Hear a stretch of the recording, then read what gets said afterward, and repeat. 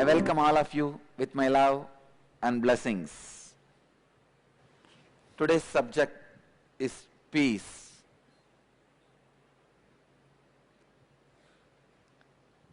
Few basic truths about the peace. Please understand, the entire universe is a projection of who you are. You see and respond to things the way you are, not the way the things are. First, you need to understand few basic things about you.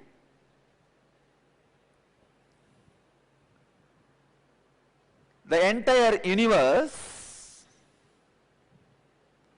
is projection of you. You can see in your life, suddenly when your interest turns towards spirituality, you will feel a lot of spiritual informations are coming to you. You are attracting that kind of friends. You are having that kind of experiences, ideas. You feel suddenly whole world is becoming spiritual. Many people come and tell me, Swamiji, last few years, world is becoming more spiritual, is it not? I tell them, no, you are becoming more spiritual. Because you see that kind of friends,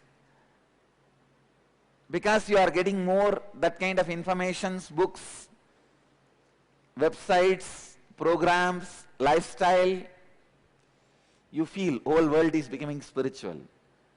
The basic truth you need to know, the entire universe is your projection.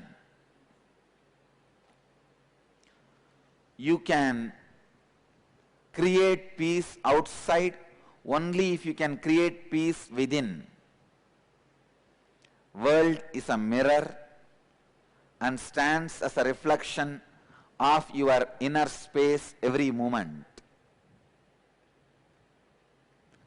Whole universe is a mirror and it reflects your inner space every moment.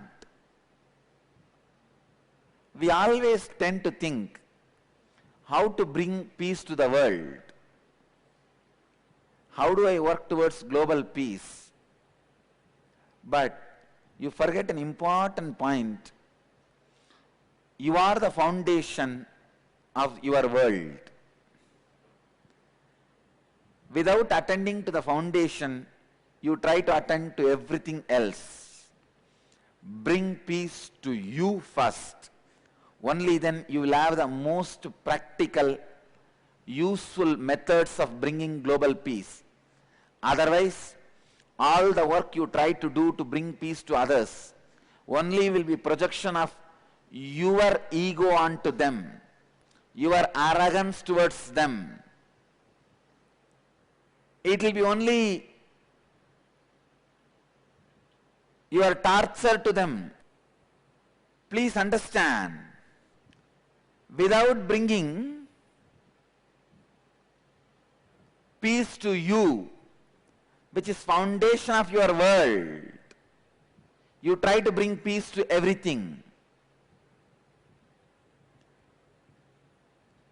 Being peaceful within means being in completely unclutched space of the restful awareness, space internally, and taking more and more responsibility and being productive externally. Please understand. Let me define peace. Understand, I am defining peace. Peace means being at ease internally and responding to the world in a most efficient way and being most productive to the humanity. If you wish to authentically make a difference and bring peace to the world, you must first bring peace yourself within. Being peaceful within means being in completely unclutched space or the restful awareness space. Restful awareness space internally and taking more and more responsibility and being productive externally. Responding to yourself and to the world most efficiently is peace. Let me define this word unclutching. Being unclutched.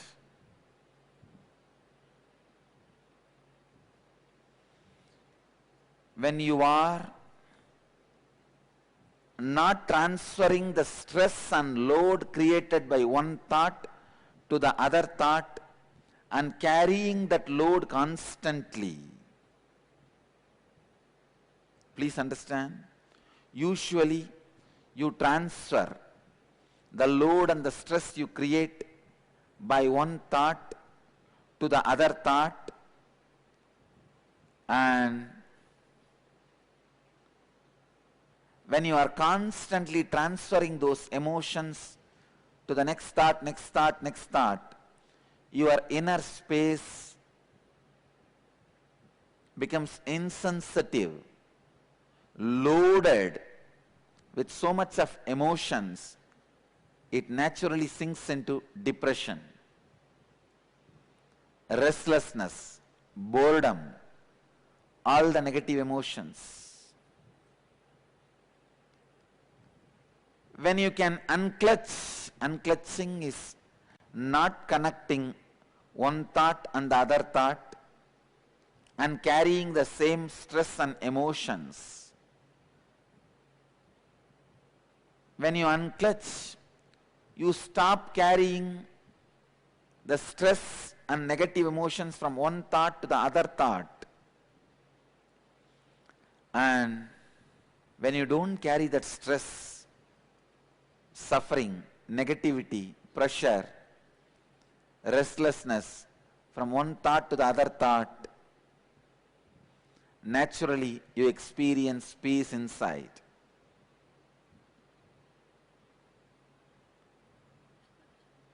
There are different levels of peace. Peace at the level of self,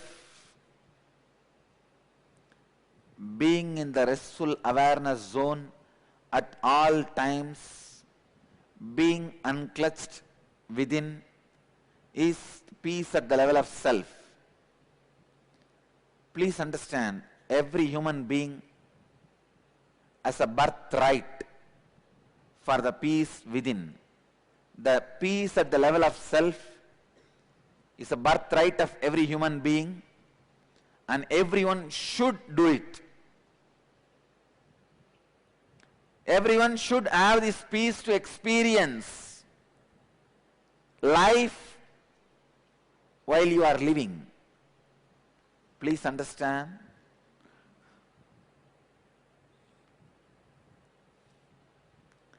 Experience peace while you are living. Don't wait for death to come to show peace to you.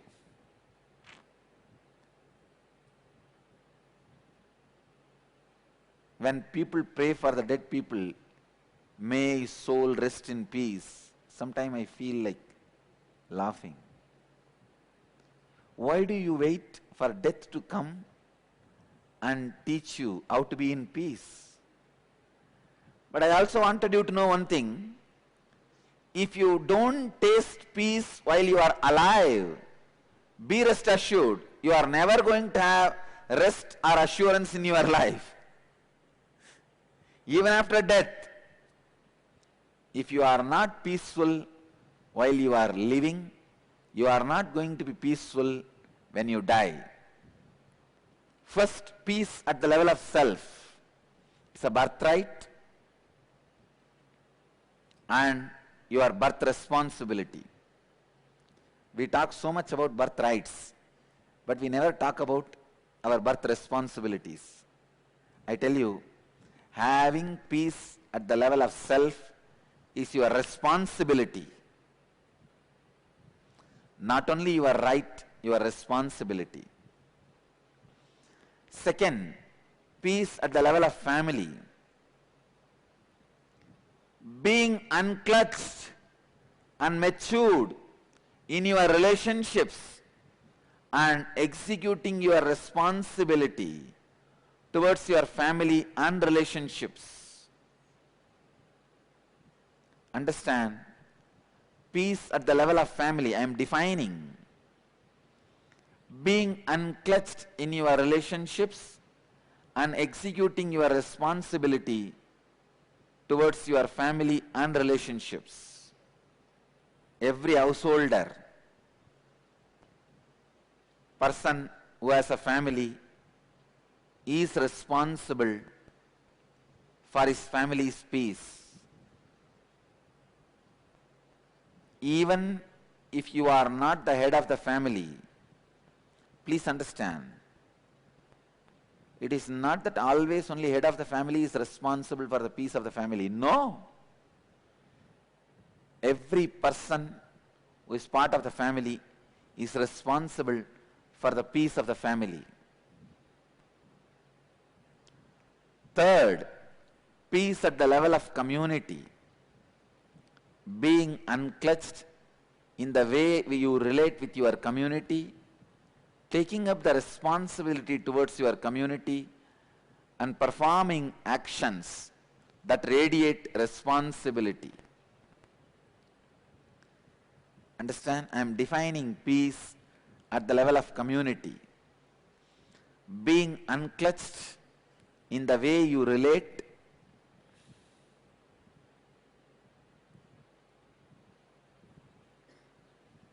with your community, taking up responsibility towards your community and performing actions that radiate responsibility. I tell you, when you unclutch, so much of your inner space will be freely available to you. You will have so much of inner space freely available to you. You will be able to do so many creative things, radiating responsibility. Peace at the level of society, being unclutched in the way you relate to the society and being responsible at the societal level. Please understand, at this moment, at this level, peace at the level of society, only at this level you really feel the sacrifice, the tyaga, the joy of sacrifice starts happening to you. I am so happy.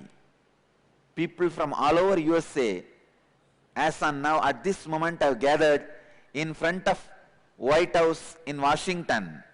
All our followers and devotees have gathered in front of White House to radiate peace in Washington, D.C., taking social responsibility. All of them have gathered to spread the vibrations of the peace, to radiate the Kundalini energy, bring global peace, because if you can bring peace into the Washington, D.C. and all the people in the Washington, D.C., if you can bring peace in their mindsets, you will bring peace to the whole world. They are in Washington Oval by the White House. It is pouring down with rain and cold. A lot of people are walking by. Our devotees are sitting, meditating, handing out flyers to people, and I am receiving a request from them to stop the rain. It will stop within next 10 minutes. I tell you, rain will stop within next 10 minutes. You guys will be able to attend the webinar peacefully. You will be able to attend the you will be able to watch the webinar. Blessings. Nature will cooperate with you guys. Blessings. When you try to bring peace at the level of society, you experience the joy of sacrifice. I tell you. Only at that moment you really feel, what can I contribute to others and make a difference? If you are bringing peace at the level of self, family, community, all these three is selfishness. Because you are living there, you need to have it. But when you work to bring the peace at the level of human society, whole humanity, you will experience the joy of sacrifice. Because you need to sacrifice a lot to bring the peace to the world. Sometimes even your own peace. But only when you bring the peace, please understand, there's a big difference between people who never had peace in the self but try to bring global peace. No, that is wrong way. But ready to sacrifice your own individual peace for global peace means you have peace at the level of self, but you are ready to sacrifice for the peace of human society. That is the attitude of Bodhisattva. In Buddhism, we have a tradition of Bodhisattvas who achieved the ultimate enlightenment, but who are ready to sacrifice, forego their own nirvana, enlightenment, to share with others, contribute to others' life and make a difference. In Hindu tradition, we call them as incarnations. Incarnations are those who achieved, ready to sacrifice even the enlightenment for the sake of making difference in others' life by contributing. When each individual is established in being unclutched at the level of self, naturally he will create the peace at the level of family, then at the level of community, and it will expand to the level of society. Naturally, peace has to start happening at the level of nation and the whole civilization itself. I can give you some examples from Vedic civilization. For this, Vedic civilization was one such civilization for many, many centuries. Please understand, I am not giving you some dreams, ideas about golden past. There was a time, the past was very sweet, great, everything was good, milk and honey was flowing like a river. No. I am not giving you all those stories. I am giving you the honest truth. Vedic civilization really made world peace as reality. It was peaceful, prosperous, and leading the world in all aspects, never ruling the world in all aspects, but leading the world in all aspects, economically, socially, intellectually, and above all, spiritually, consciously. Please understand, Vedic civilization was leading the world, never ruling the world. The civilizations which wanted to rule the world brought destruction to the world. Please understand, if you have confidence in what you stand by, what you experience, what is the truth, you will just lead by your example. You will never feel like ruling it. Vedic civilization never tried to politically rule the world, but it was always leading the world. The ideas they were living was so perfect. Just by living, everybody was automatically following them, inspired by them. By inspiring, Vedic civilization was leading the world.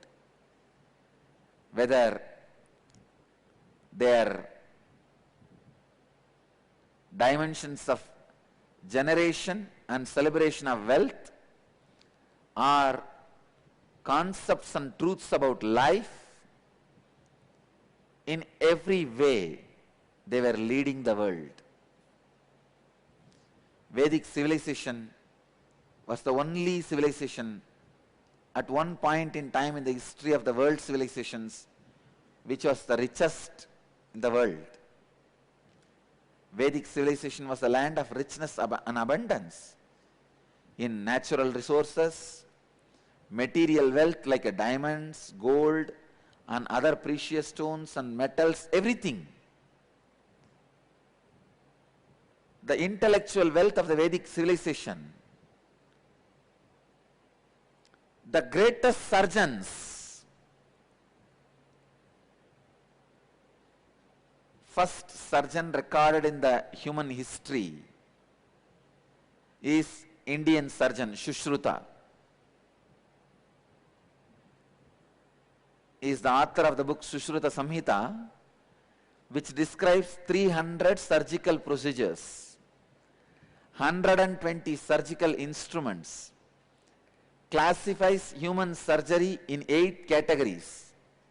He lived, taught and practiced his art on the banks of Ganges in the area that corresponds to present day city of Varanasi around 800 BC in North India. Because of his seminal and numerous contributions to the science and art of surgery, he is also known by the name Father of Surgery. Please understand, Vedic civilization produced greatest mathematicians like Aryabhatta. He was the first Indian mathematician. Please understand, first mathematician who is from Vedic civilization. An astronomer from the classical age of Indian mathematics and Indian astronomy. He was the great mathematician who invented the number 0 and gifted it to the world. He also worked on the mathematical symbols, pi, and also invented trigonometry. He discovered and defined the area of triangle. His contributions are the backbone to the entire science of mathematics and astronomy that followed, that whole world followed.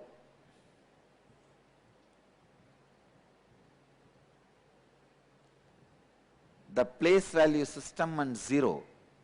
The place value system first seen in the 3rd century. Bakshali manuscript was the invention of Aryabhatta. Please understand, when you bring peace at the individual level, at the level of self, your inner space will be able to invent, create, manifest many of the great things of nature.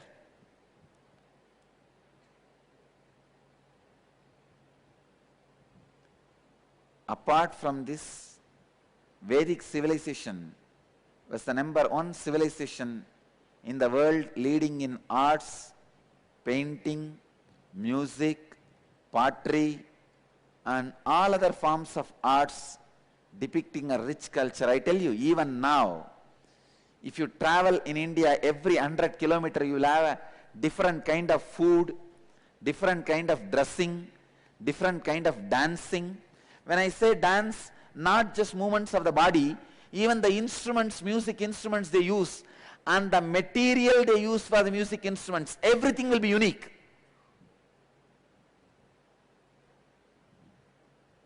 The dress people wear in Mysore, and the dress people wear in Hosur will be completely different.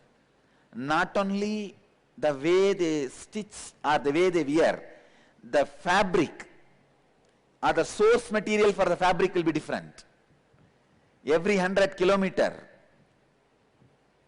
we have different way of wearing the dress, different way of eating, different way of cooking, different way of building the house. The material you need to build a house in Tamil Nadu, the material you need to build a house in Karnataka will be completely different. It will not even be available in other states.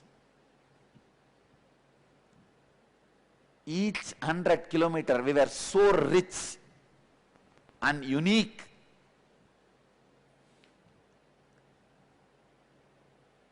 Vedic civilization gave birth to so much of creativity. All the temples of Vedic civilization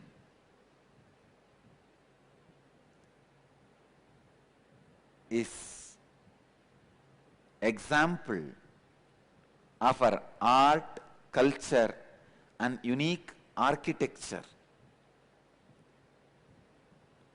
Most important thing you should know that all these miraculous achievements were possible only because in the Vedic civilization they were able to bring peace in every individual at the level of self. The conscious wealth Vedic civilization has created.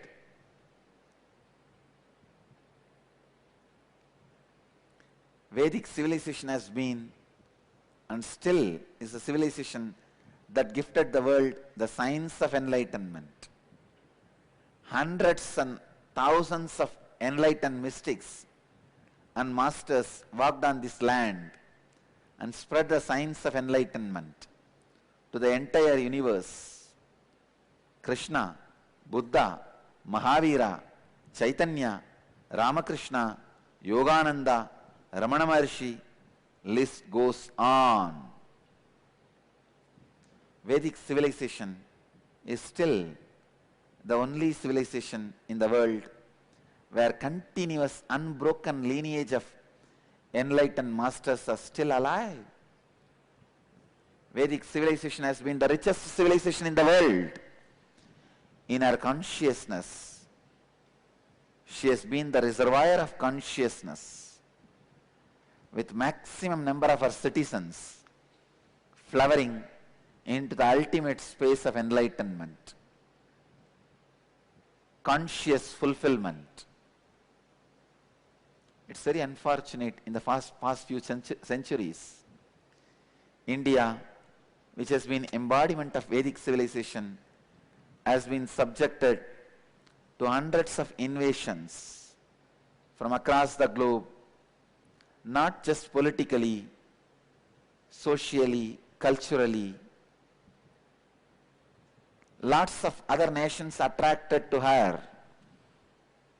Peace and prosperity have again and again invaded her.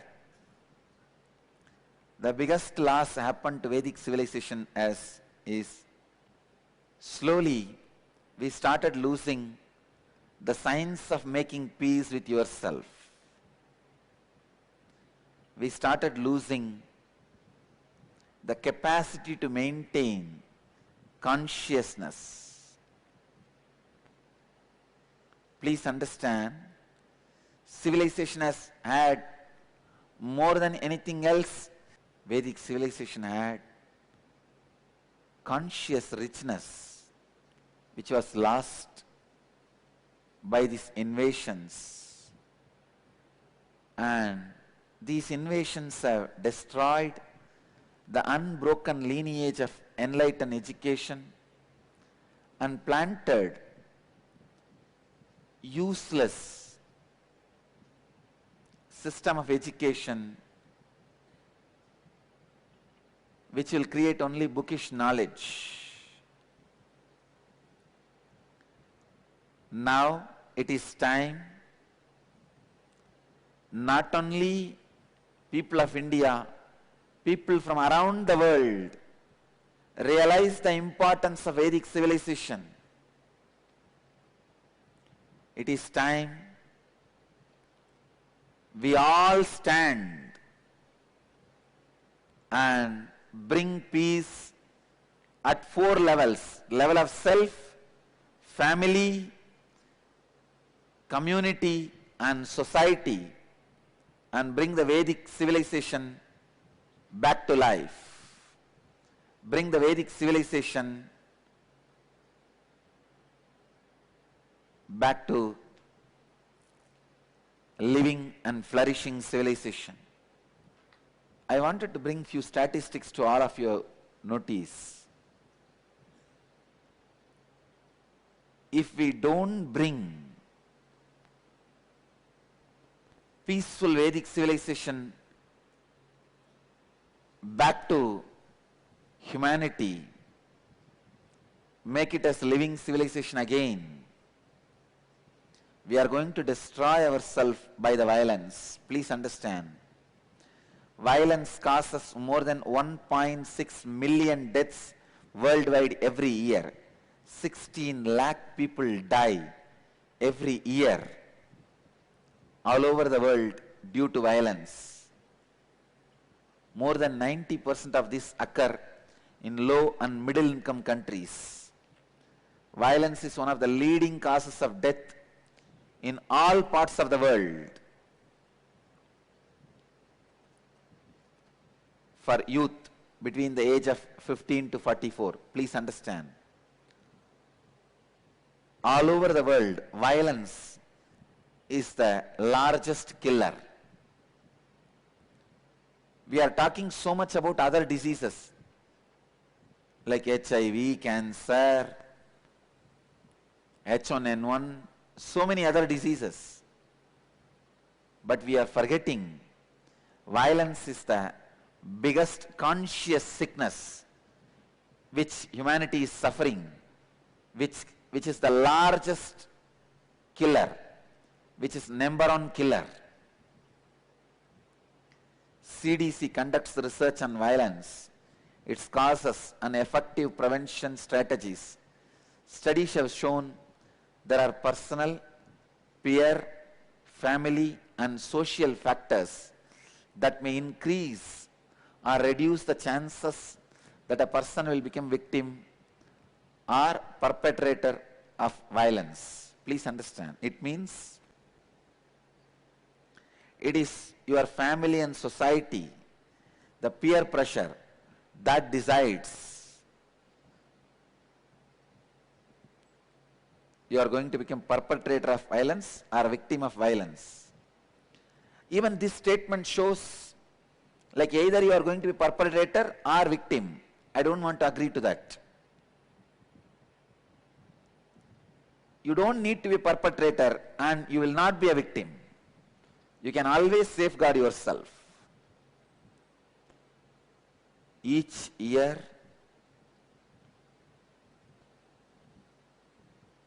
millions of people lose their lives to violence. September 2011, World Health Organization says millions of people die due to violence. In the recorded history of humanity since 3600 BC, actually since 3600 BC only, we have a recorded history of humanity. In the recorded history of humanity, 14,500 major wars have killed close to 4 billion people. Please understand. In the recorded history of human civilization, 3600 BC means 5,600 years of recorded history, 14,500 major wars, killing 4 billion people, 2/3 of the current world population. It seems human beings have not done anything other than wars. Only what they were doing is, when they don't feel hungry, when they feel they have a house, they have all the basic needs, come on, take the weapon and go for war.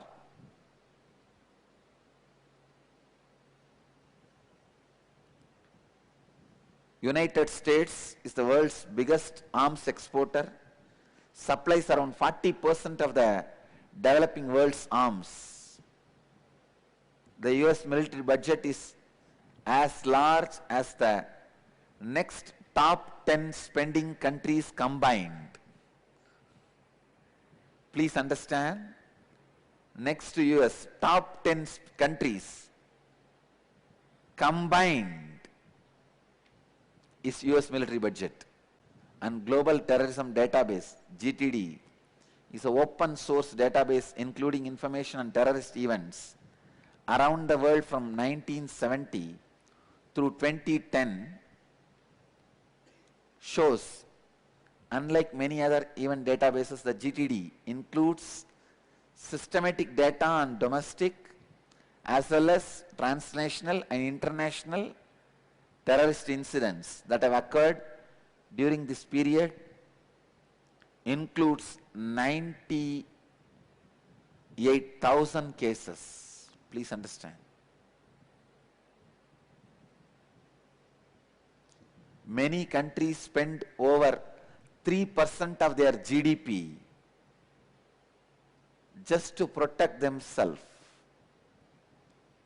More than half of the Cambodian national budget, 50%, is spent on defense and security. Statistics on the violence is really shakes us.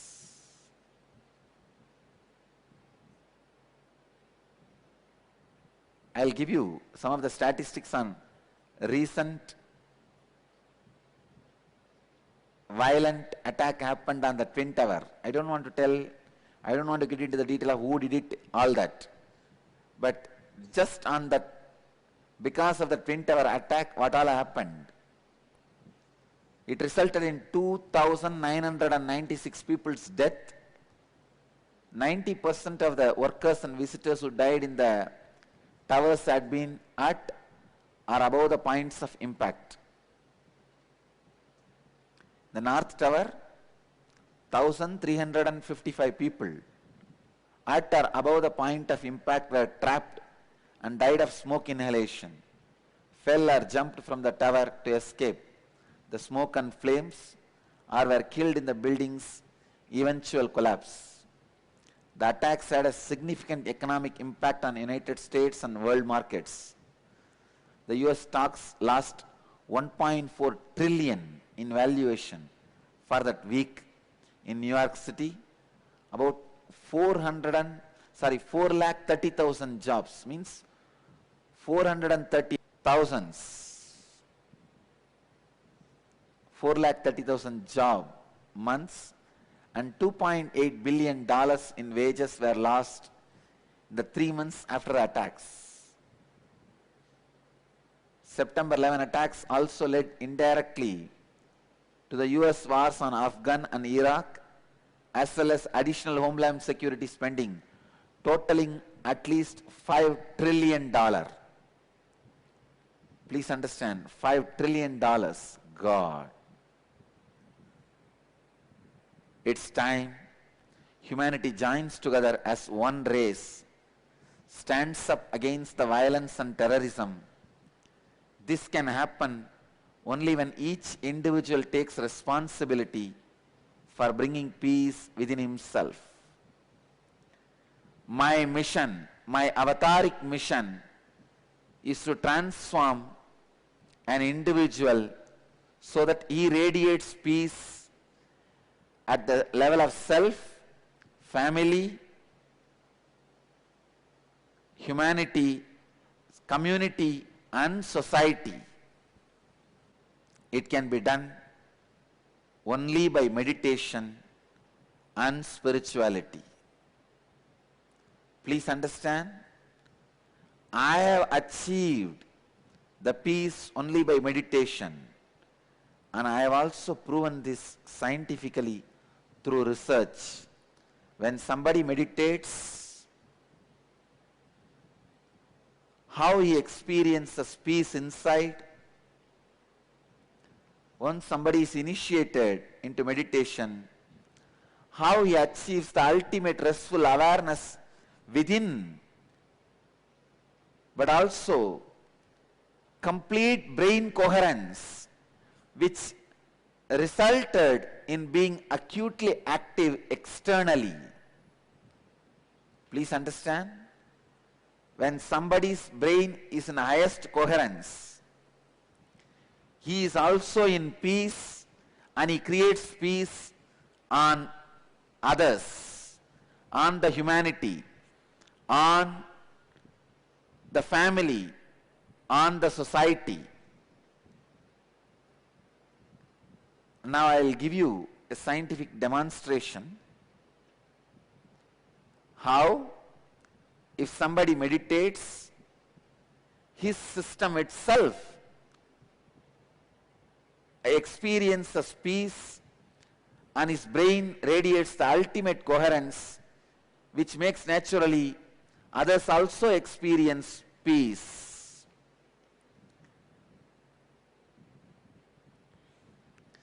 You can see this demonstration.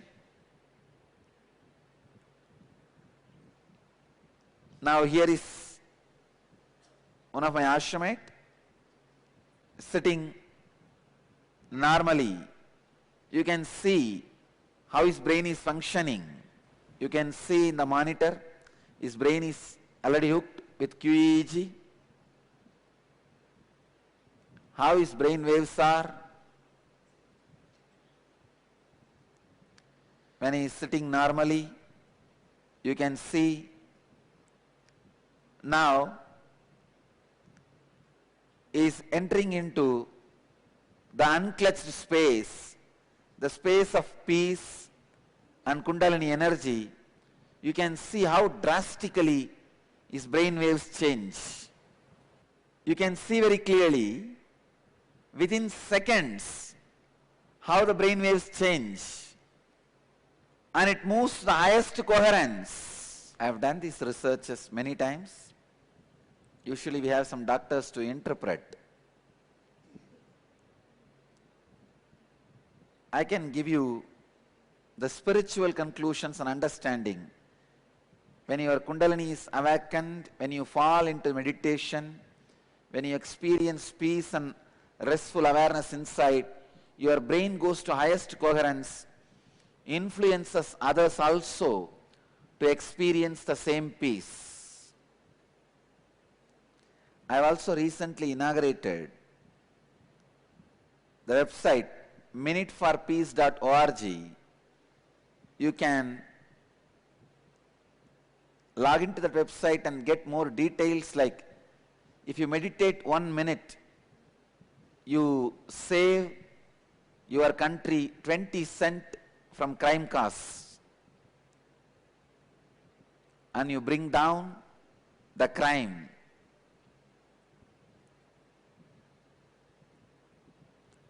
Now, I'll initiate all of you into a small, very simple, easy meditation technique after answering your questions. First I'll answer your questions, then I'll initiate all of you into a very simple meditation technique for peace, a spiritual process for peace. Now, I'll answer your questions. The first question is from Aarti Desai, Rajkot, India, who's asked, respected Swamiji, I'm the only meditator in my family. How does my meditating help the family? She asks, Swamiji, I am the only meditator in my family. How does my meditating help the family? Please understand, when you are meditating, naturally your contribution for the family's collective confusion is reduced. Even if one person reduces his confusion contribution, not only your confusion contribution is reduced, others also get inspired. When others are inspired, the peace of the family goes up, the peace level of the family goes up, and the experience of the peace becomes intense. So even if one person is meditating, when your brain goes to the highest coherence, automatically others are influenced, impressed, inspired to meditate and experience peace. Next. The next question is from Fernandez from LA, USA. Suzette Fernandez, who's asking, Dear Swamiji, when people are not peaceful, even with themselves or their families, how can we interest them in world peace? You are asking, Dear Swamiji, when people are not peaceful even with themselves or their families, how can we interest them in world peace? Suzette, that is what I am saying. First bring peace to the individuals. You bring peace to you. Whoever you meet, try to bring peace to them. Only when they experience peace in themselves, and naturally they will feel like giving the peace to their families, that is the only way they can share the peace with others. So, if somebody is not able to bring peace within themselves, you can never inspire them to make peace with others. Next. The next question is from Amrita Ghosh, Kolkata, India, who's asking, Dear Swamiji, I am a child psychologist by profession. It is alarming to notice the rising crime rate among children and teenagers. Since we cannot interest this group in meditation, what is the best way to handle this issue? Dr. Amrita Ghosh, Kolkata, India. Your concept that you cannot make them interest in meditation is wrong. You can see in my organization, children or teenagers are the most powerful and interesting meditators in our organization. Amrita Ghosh, your idea that you cannot make them interest in meditation is wrong. Bring little interest and spiritual ideas in children and teenagers. That is possible. That's the only way to handle this issue. Next. The next question is from Prajwal Singh from Noida, India. Namaste Swamiji. Thank you for taking my question. I have seen that a competitive society itself fosters a subtle kind of violence in corporates which is accepted by everyone as part of the game.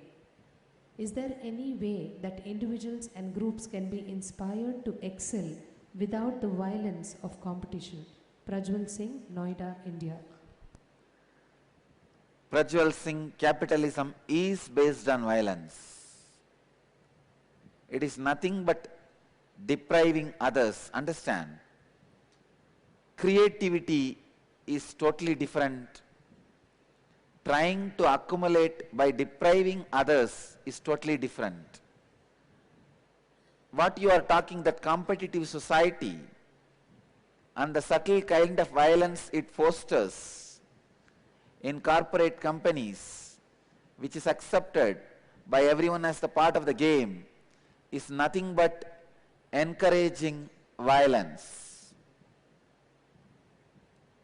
I think it is time every individual should understand creativity-based wealth creativity-based richness should be accepted, never violence-based. Violence-based should never be accepted. It's a big task, but it has to be done. It has to be done. We have to clean up the corporate community and encourage them to stop encouraging this subtle violence. Next. The next question is from Tricia from USA, who's asking Swamiji, the statistics you shared are so shocking. Can our individual or small group efforts have any significant impact on huge forces like the governments of countries?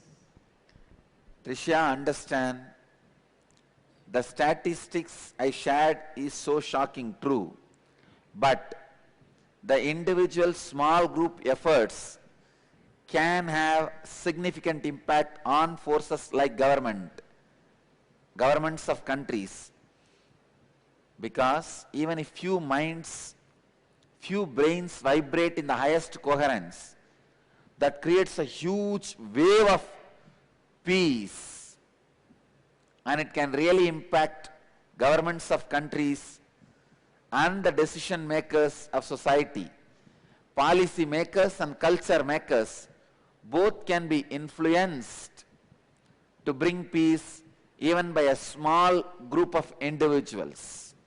It is possible, and I have done it, and I have proved it, it is possible. Start. Next. With so much terrorism, is a peaceful world an achievable goal in the near future? Avinash Parthasarathi, you are asking a question. With so much terrorism, is a peaceful world an achievable goal in the near future? Avinash, it has to be achieved. We have no other goal. Peace is no more a luxury. It's a survival need. It's a survival need. Nothing can be done. We have to do it. Next. The next question is from Rita Antani from Texas, USA, who's asking, Dear Swamiji, thank you for sharing so many precious insights with us. Can you tell me which is the best way to spread global peace in 2012, through love or through meditation? Rita, first meditation. Bring love and peace inside you. Only then you can share it with others. Without meditation, whatever you share will be pseudo-love. You will share only to the selective people. First bring meditation. Let your being become intense and matured. Only then your love will be matured love. Otherwise it will be like 12-year-old girl's puppy love. So don't be caught in puppy love. Let your love be matured, having and sharing peace with the world. Your love should work in that line. Now, I'll give you a meditation which will make you matured and make your brain vibrate in the highest coherence so that you can radiate peace within and to the whole world. This Kriya, the process for meditation which you are going to do, is 2012 Transformation Kriya. It will bring peace in you and make your brain vibrate in highest coherence and bring peace to the whole world. I bless you all who are sitting with us around the world at this moment. 1,618 places through Nityananda TV and 40 places in two-way video conferencing having Nayana Diksha. In 368 cities in 45 countries around the world. I request all of you to visit the website Minute for Peace And now you can enter 100 minutes, because you all sat now 100 minutes meditating and sharing the peace with the world. You all attended the satsang and did the kriya for 100 minutes.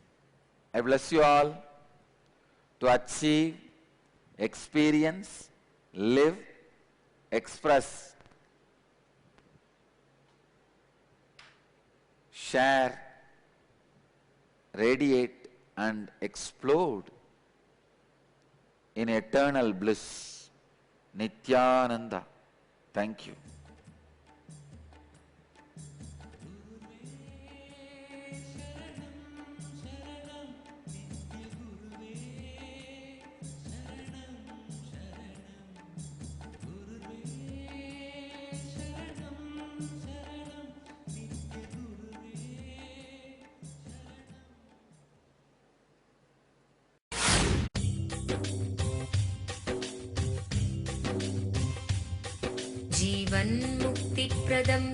Paramahamsa Nityananda, a rare living incarnation, is named among the world's 100 most spiritually influential personalities today. Paramahamsa Nityananda has been placed alongside Dalai Lama, Nelson Mandela, Oprah Winfrey, Paulo Coelho and others by Mind, Body, Spirit, the world's top esoteric magazine from Watkins, London's oldest and largest bookstore. A yogi by birth, he has been expressing his power of enlightenment since birth. He has authored more than 500 books in Tamil and English. Translations of these books are available in 26 languages in Telugu, Kannada, Malayalam, Hindi, Sanskrit, Gujarati, Oriya, Bengali, Marathi, French, Malay, Polish, Portuguese, Italian, German, Danish, Spanish, Russian and Chinese. He is also an exemplary speaker with over 10,000 hours of profound life solutions through his discourses. Social services such as Annadan, free medical care, free educational services with ashrams, schools, temples, hospitals established in more than 140 places around the world, offering exceptional services. A powerful spiritual healer who has healed millions of people of diseases from migraine to cancer. A Kriya Yogi who has formulated Kriyas for physical health and mental well-being, benefiting thousands. A living master who offers practical solutions for our everyday problems. He is the founder and spiritual head of Nityananda Dhyanapitham, a spiritual powerhouse who has revived the sacred Vedic tradition by establishing Vedic temples in places like Los Angeles, San Jose, Seattle, Toronto, Ohio, Oklahoma, Phoenix, St. Louis, Malaysia, Brazil, Paris, Guadeloupe, Dallas, New York, New Jersey, Atlanta, Calgary, Vancouver, Singapore, and places in India like Bengaluru, Hyderabad, Tiruvannamalai. A spiritual guru for 10 million followers, an incarnation who transmits the highest spiritual energy through initiation, a contemporary yogi who has revived the Vedic science of yoga worldwide through thousands of yoga centers, an adept in Ashtamahasiddhis, mystical yogic powers, who has effortlessly awakened the Kundalini of thousands and graced them with spiritual powers, a dynamic young guru who is an inspiration for thousands of youngsters, India's most watched spiritual guru online, a beacon of spiritual light who has triumphed over the forces of religious terrorism and political persecution. Paramahamsa Nityananda is an eternal Kalpataru, blessing the world with the boons of material abundance and spiritual enlightenment.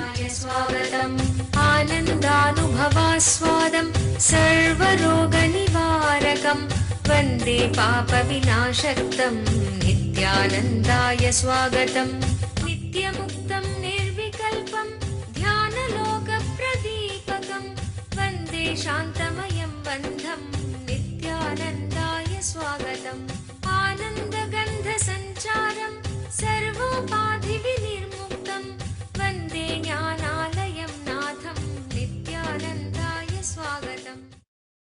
Let you all achieve, experience, live, express, radiate, share and explode in eternal bliss. Nityananda. Nityananda Dhyanapitham, Nityananda Nagar off Mysore Road, Bidadi, Bangalore 562109. Contact 09742203311. www.nityananda.org. www.youtube.com/Life Bliss Foundation.